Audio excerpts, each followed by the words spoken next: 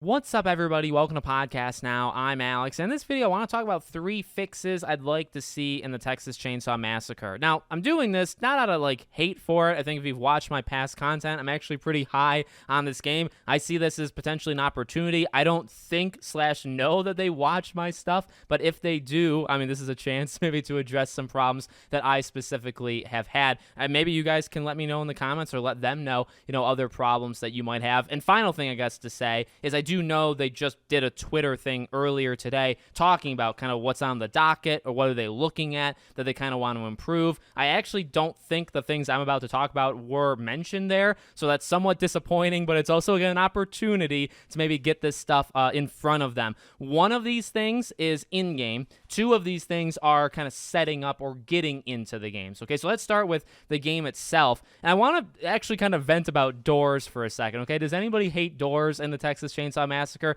Okay, so for me, what I find that happens quite often, they are glitches or bugs. So again, if that was mentioned earlier today in the tweet, maybe it kind of encompasses this. But one thing I've found so often is that doors, like slamming doors, or when you run through a door and then you close a door, the amount of times that it doesn't work the way you think it should work is astronomically high, okay? And there's a couple different things that happens here. Number one, what I'll often find is when you run through a door and you want to turn around and close it really quickly, sometimes the game will give it to you. So you can do this like on the family. This is different in my opinion than say slamming the door, but both things actually, the end result still happens. It's happened so many times for me when I've pressed the button to close a door behind me and I'll be trapped in with the killer. This often happens with Leatherface, and obviously that's an annoyance because then you're basically dead, but it happens over and over and over. And when it doesn't happen, it's actually again a pretty good tactic. Maybe it's like a glitch altogether and I'm trying to like game the system without knowing it, but I personally feel it's worked like enough times where I think it shouldn't have all these bugs. You should be able to run through a door, and I'm just talking about closing the door. There is slamming the door, which again ultimately results in the same thing. So oftentimes you'll run past an open door, you'll press the button to slam it, and then it'll glitch you and it'll pull you back inside that room with the killer that you're trying to close the door on. I guess close the door or slam the door. Half the time it locks you in there with them, and that gives them maybe a free hit. Well, actually for sure a free hit, if not a free kill. You maybe just killed yourself if that happens to you, and it honestly happens a little too much. And again, on the flip side of things, it's a great like running tactic, right? Obviously making kind of quick turns or quick dekes, but if you can get it where you slam a door on a killer, that gives you a ton of time, and I like that, a ton of time to get away. So that's one thing that I would like them to kind of just take a look at personally. I vented about it to the people, like the community that I've played the game with. They kind of all agree with me, so I don't think I'm the only one that's gotten affected by this glitching. They pull you back and you lock yourself in with the killer when you were supposed to, or when you were trying to close the door on the killer. That shouldn't happen. However, one thing that they definitely need to do outside of the game, they need to work on these matchmaking and lobbies. Now, I do think this is something that they mentioned, and thank God, because a couple problems, and then actually one that goes directly into the third thing that I need. I'm going to go on a huge rant for the third thing. But for the matchmaking and lobbies, it just needs to be faster. I understand you're trying to obviously get people together, and then I also understand that a big part of this game is respecing and kind of looking at what you have versus what other people have and saying, okay, well, you're going to do this, or you picked my character. Well, now I'm going to do a different character, but I need my points back, so I'm going to do that, and then I'm going to get the skill tree up with this character, and it's going to take me like 3 minutes. I understand that's a big part of the game, but there's got to be a better way. There's got to be a better way, because ultimately it takes forever to get into matches, kind of in 2 different phases. This is less and less happening, I guess, as the days go on, which is a good thing. First day was a problem. Just actually finding a lobby. Finding a lobby took a very, very long time the first couple days. It is getting better, but then when you're in the lobby, I think it still honestly takes too long. People can get it right down to 0, basically, with the time, and I think this still happens. It definitely happens with kind of private lobbies or custom lobbies. If you can't find a person. If somebody leaves, let's say, and it's 2v4, and then you're running out of time, it'll kick all of you. And I think that's a really, really dumb thing to happen to this game. It happened all the time, again, the first couple of days. It's happening less and less. So, again, I think they're already working on that. Obviously, if they can fix that first, I think that would be a really big help. But let me just go on a rant. And let me tell you right now, I don't know if anybody else has talked about this or will ever talk about this in this detail with a specific element of this game. And it's creating a private lobby, okay? So when you invite people in,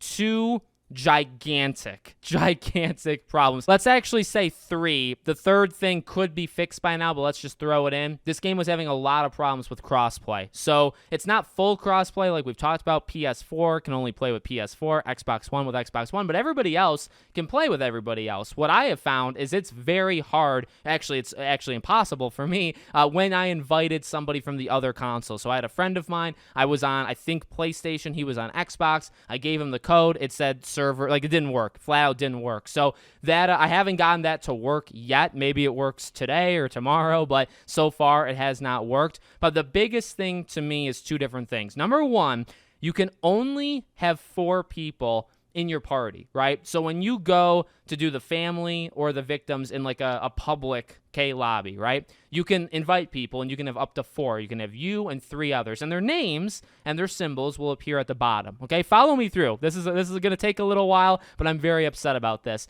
So you can only have 4. Well, you can't create a custom or private, whatever you want to call it. You can't set up your own group of, say, 7 people unless you have 4. You can't have 5. You can't have 3. You need 4. So you can't have anything below it, anything above it. I think right there that's really, really dumb, because here's the biggest kicker. Here's why it's dumb. When you go in to the private lobby, right? And I've done this. I spent an hour plus doing this because of how stupid it is. When I went into this thing, you need 4 people. It won't let you have more than 4 people when you click to start the thing. Number 1, it creates a different code than your party code. So if you want somebody, say, from a different console or just even it's the same console, right? And they're not in your party, you can't send them the party code. You have to wait until you get into the lobby to send them the lobby code. They're 2 different things. But number 2, you need the 7 people. If you do not have 7 people, well, number 1, the game will just start. Say if you have, I think, 6 or 5, I think you can go in with that. But say you go into the lobby and you only have your 4 people, right? Because you can only invite 4 people to start.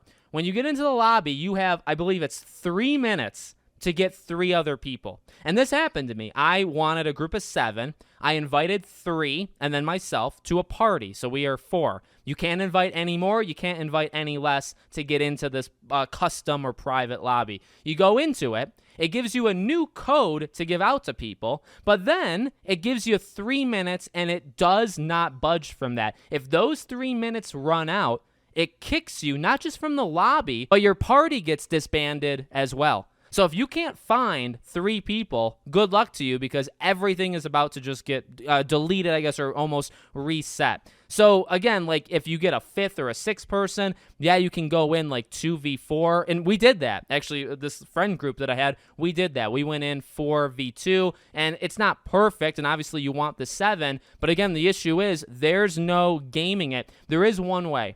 If somebody leaves and then they come back, the timer will reset to 1.5 minutes. You'll never get the timer back to 3 minutes, but you'll get it to 1.5 minutes, and again, there's no budging. So that's literally what we did. For no joke, 20, 25, 30 minutes. We had a group, I believe, of 6 people. It gives you 3 minutes, and when it gets 0, again, everybody is disbanded. Everybody has to kind of redo it all over again, and if you can't find that 7th person in time, you need to have somebody leave the group and come back, and that'll give you 1.5 minutes. So we would wait until we'd get to like 20 seconds. Somebody would leave. It would give us 1.5 minutes again, and we'd try to find a 7th person.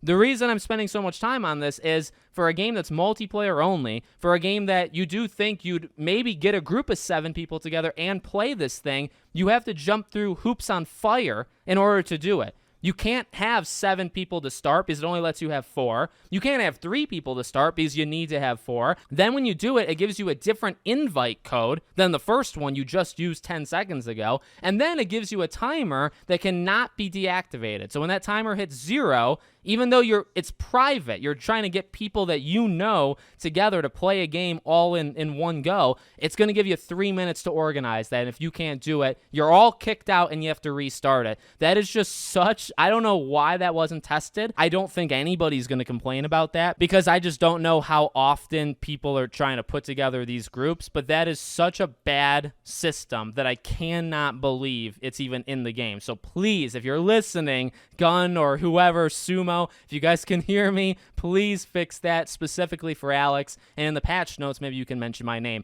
Let me know what you guys think in the comments. Make sure, as always, you're subscribed, bell icon turned on, and I hope to see you all on the next one.